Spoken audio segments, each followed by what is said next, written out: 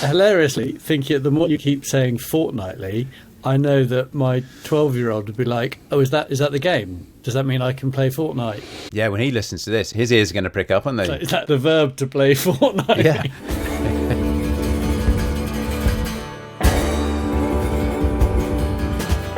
Actually, I'd not thought about it really for the etymology for it, and all I could find was references to the game Fortnite. Yeah, really. Yeah. So what? Yeah. So if he said I want to order my vegetables fortnightly, it means I have to go out and kill other people. An online in order to get massive multiplayer competition.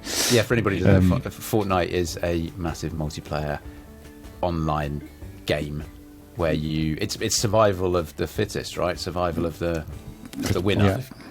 Survival of the person who's played the most. Yeah, probably. It means 14 nights, by the way. Which just seems completely obvious now that I looked it up. What, fortnightly? Is like a contraction of fortnightly. Gotcha. Yeah. There you go. Oh, that's good. Oh yeah, I hadn't put two and two together with that. So I was trying to think if you were like 7 and 7, I should say.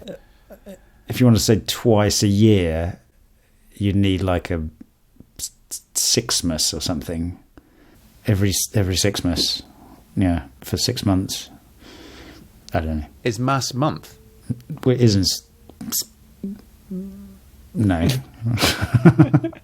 Meses month in Spanish. It sort of sounds like it, though, doesn't it? Yeah. Okay, we'll go Sixmas. It sounds very similar to Christmas twice a year. A Sixmasly festival. Yeah. Sixmasly. Tommy, have you had any examples of when you've come a cropper because of bi-weekly, bi-monthly, bi-annually? So the other day, walking along with the kids, we had the laugh about duck. Yeah, duck! And it, where? Good. That comedy sketch of duck because you're going to get hit by a branch, and the guy actually looks up and looks at a duck up in the air and gets smacked. Which comes up a bit.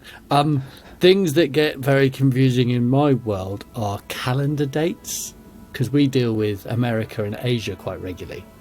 So when it's kind of like 5th of the 3rd, it's like, is that in a few days' time, or is that May?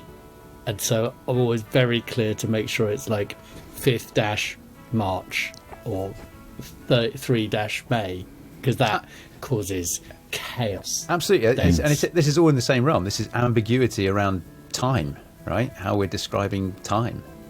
Yeah, and information baffling.